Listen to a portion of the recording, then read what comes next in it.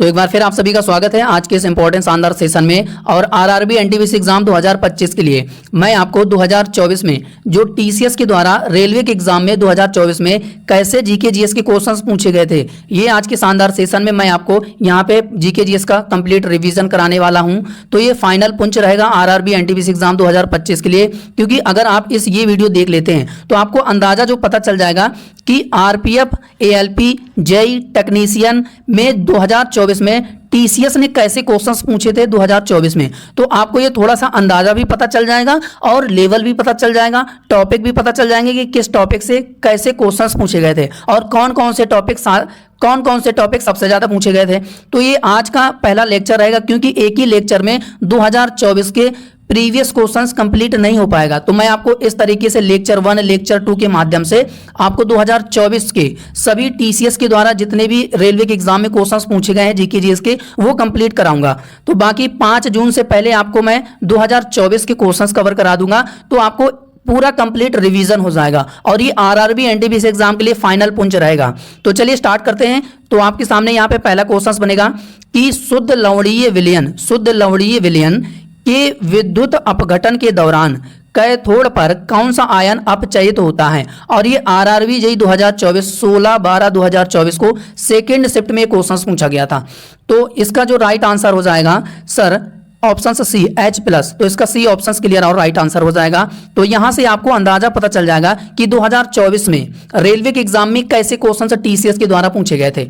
अगला क्वेश्चन बनेगा कि 2019 में प्रकाशित fiction as history the novel and the city in modern north India के लेखक कौन हैं।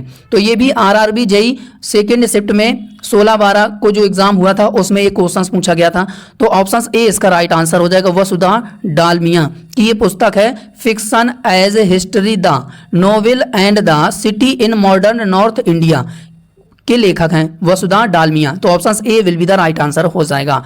चलिए इसके बाद अगला क्वेश्चन बनेगा कि मानवीय गतिविधियों का पर्यावरण पर क्या प्रभाव पड़ता है। तो क्या प्रभाव पड़ता है, तो सर इसका राइट आंसर हो जाएगा ऑप्शन डी, वे पर्यावरण प्रदूषण में योगदान देते हैं। तो ऑप्शन डी इसका राइट आंसर हो जाएगा।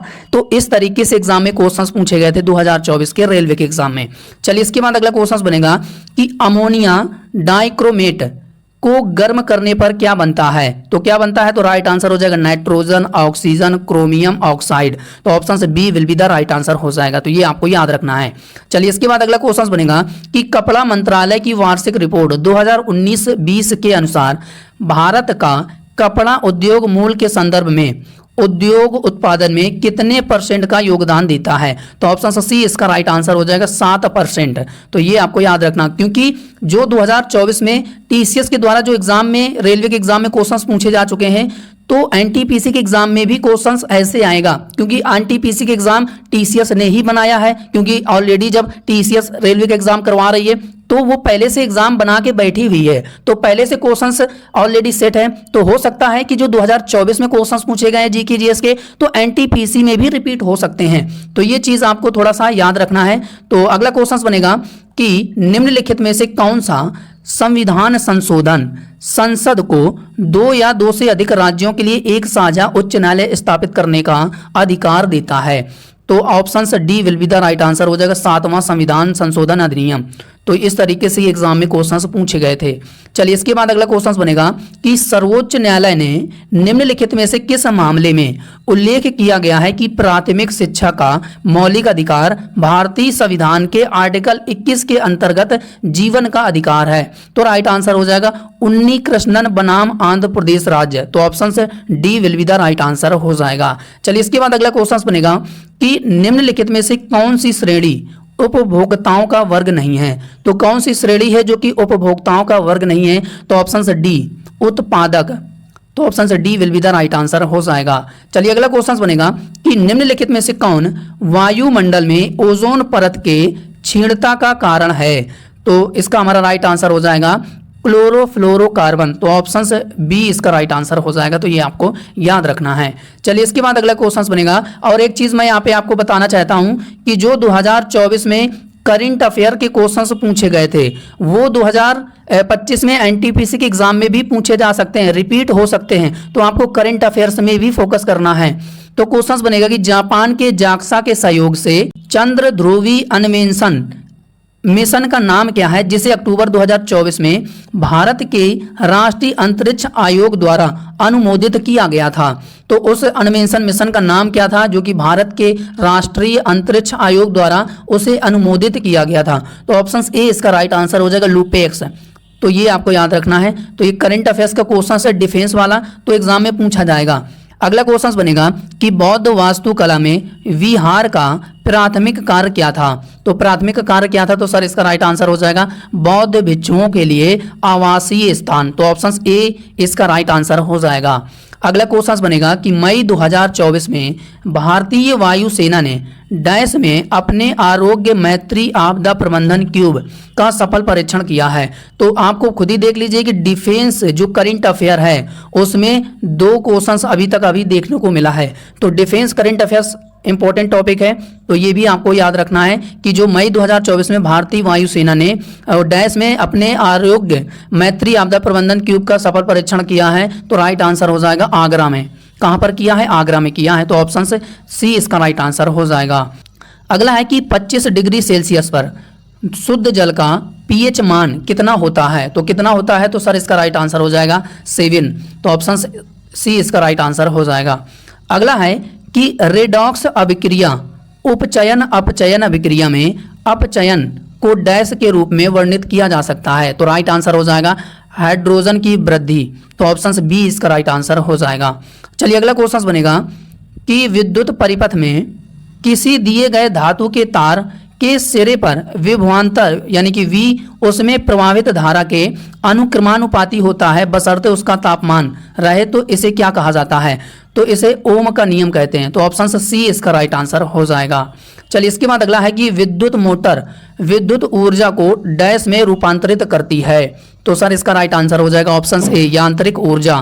तो option A will be the right answer हो जाएगा। तो ये आपको याद रखना है। चलिए इसके बाद अगला क्वेश्चन बनेगा कि उद्यान एक पारिस्थितिकी तंत्र है क्योंकि। तो इसका राइट आंसर हो जाएगा इसमें रहने वाले जीव एक दूसरे के साथ परस्पर क्रिया करते हैं और जैविक घटकों से प्रभावित होते हैं। तो ऑप्शन सी इसका राइट आंसर हो जाएगा। तो इस तरीके से 2024 में रेलवे के एग्जाम में क्वेश्चंस पूछे गए थे।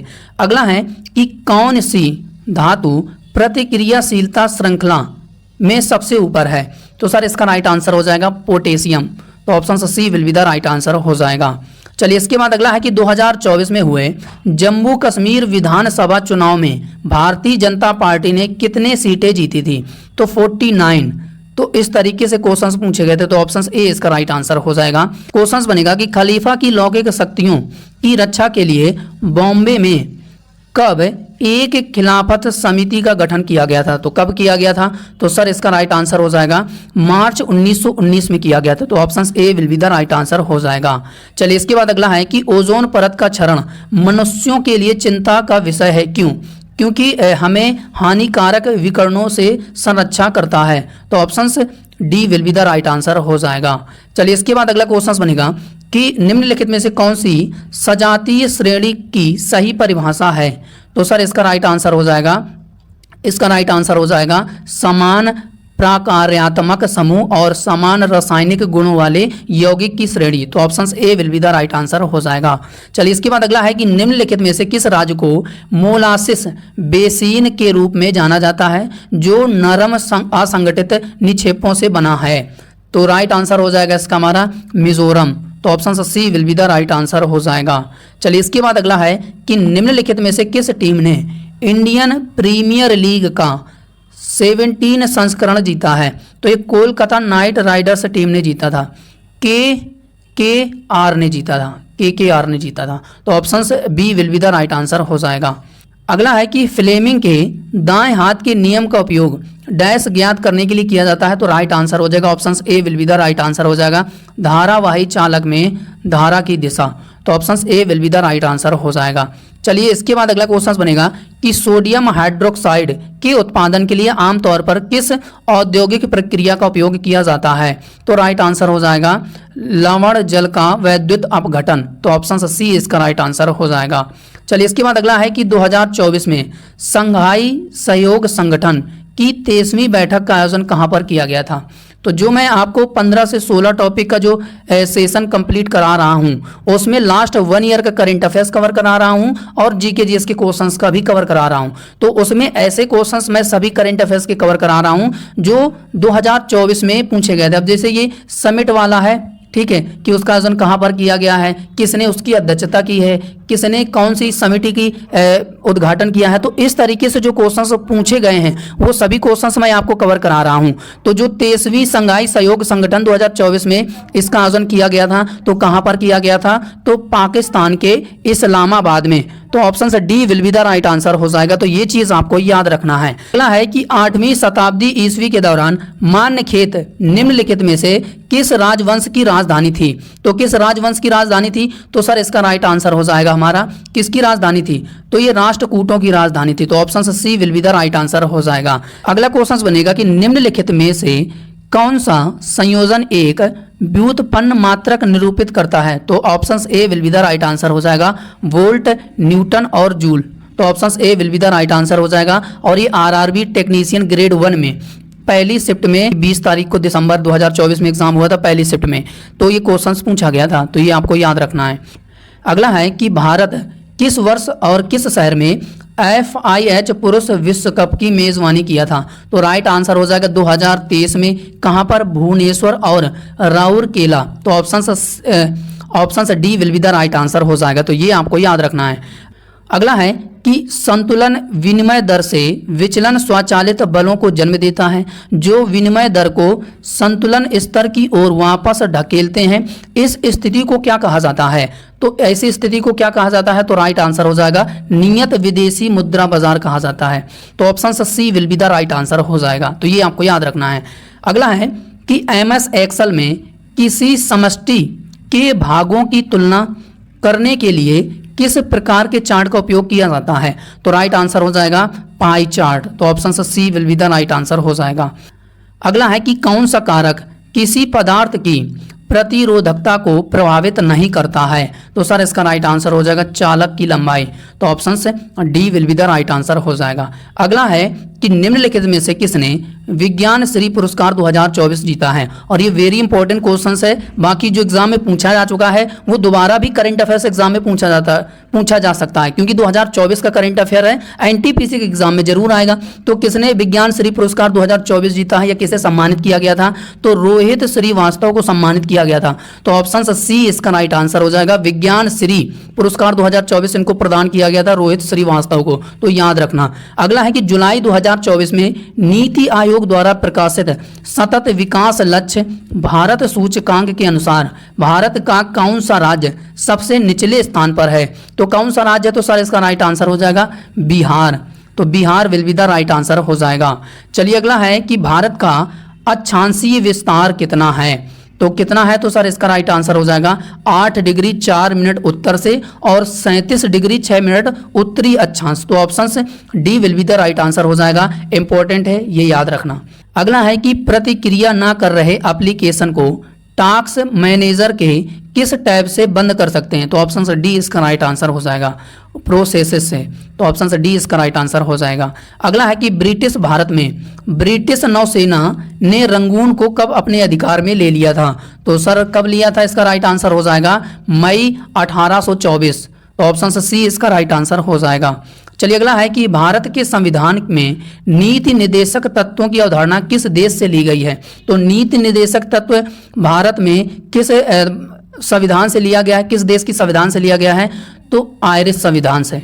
तो नीति निर्देशक तत्व आयरलैंड से लिए गए हैं। अब इसी को क्या लिख दिया गया, आयरिश लिख दिया गया है। तो ये चीज़ आपको याद रखना है। चलिए इसके बाद अगला है कि PCB का फुल फॉर्म क्या होता है। तो राइट आंसर हो जाएगा प्रिंटेड सर्किट बोर्ड होता है। तो ऑप्शन से D will be the right answer हो जाएगा। अगला है कि डैश विंडोज ऑपरेटिंग सिस्टम की नवीनतम संस्करण है। तो राइट आंसर हो जाएगा विंडोज 11। तो option A will be the right answer हो जाएगा। 2024 में जिस तरीके से रेलवे के एग्जाम में TCS ने क्वेश्चंस पूछे थे, तो NTPC एग्जाम 2025 के लिए इंपॉर्टेंट बनेगा।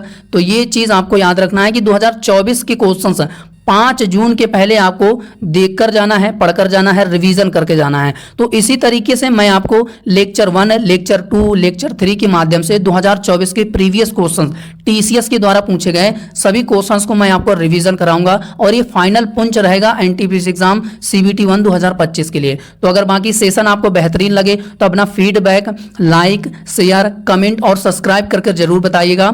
और जो लोग पहली बार चैनल में जुड़े हैं तो प्लीज चैनल को सब्सक्राइब करके जरूर जाइएगा। तो आज के लिए इतना ही, मिलते हैं किसी नए वीडियो पर, तब तक के लिए जय हिंद, जय भारत, वंदे मातरम।